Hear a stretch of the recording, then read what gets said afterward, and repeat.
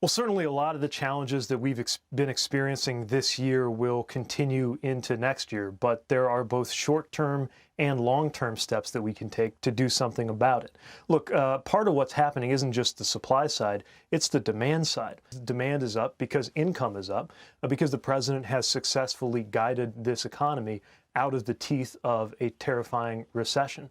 Meanwhile, Americans are getting crushed by Bidenflation as we get closer to the holidays. 1 in 5 Americans already started their holiday shopping last month.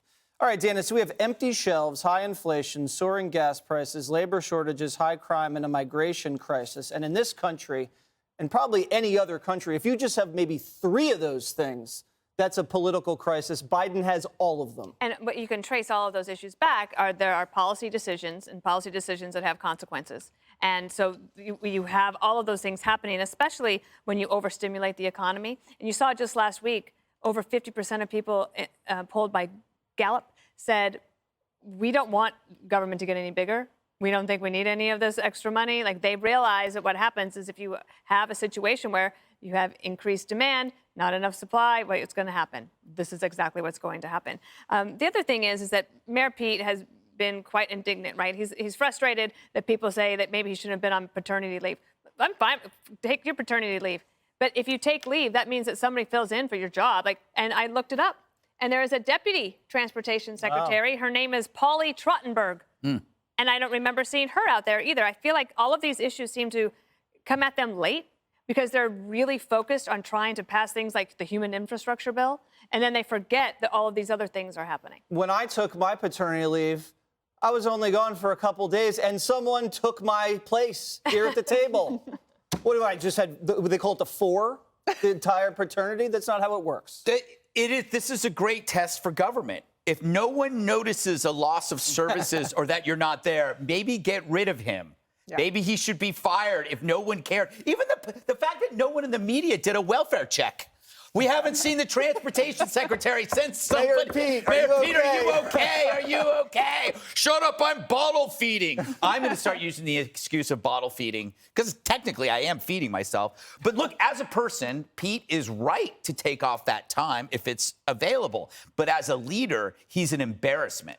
No leader in a time of crisis would take 2 months off. Even professional athletes don't do that. They take off a few games here and there. But, I mean, you got to come to work when there's something going on.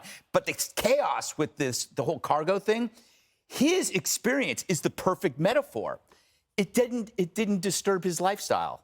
He is an elite who was able to take the 8 weeks off because it didn't hammer him. It hammers the middle class, and it's going to hammer the working class. But somebody like him, well-educated, got a great job in government, he can weather it. There's just something weird about a mayor of a city that was in so much trouble like Cleveland that he decided instead of sticking to the job and fixing things, he ran for president.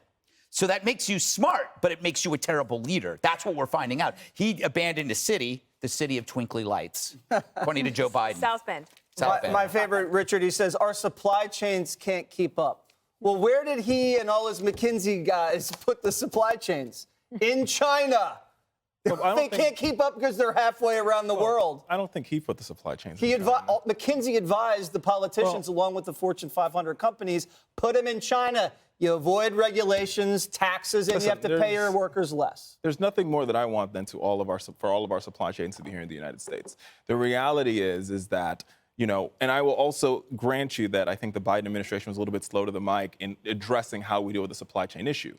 But it's worth pointing out that the supply chain issues that we have are far bigger than Joe Biden, and they're far bigger than the White House. We have a global supply. Joe Biden has been in public life for 4 decades. I didn't interrupt you.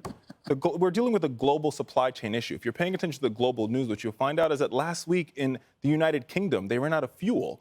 Right? Because they have a supply chain issue happening there. Yeah. So, and the supply chain issue happened because it started in 2000 when Chinese factories shut down because of COVID-19.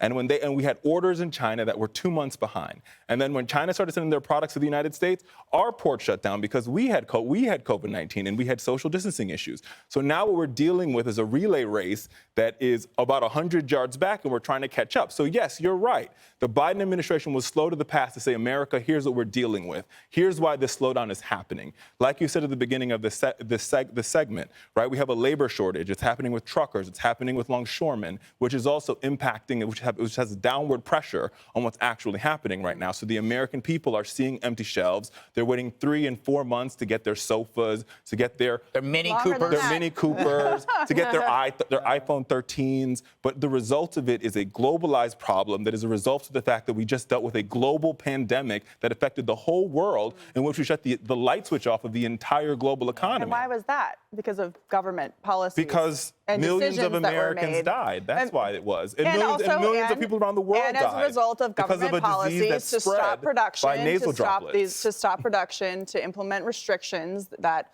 didn't allow people to get back to work and held on to those restrictions for far too long because of some political motive, like with Gavin Newsom in California.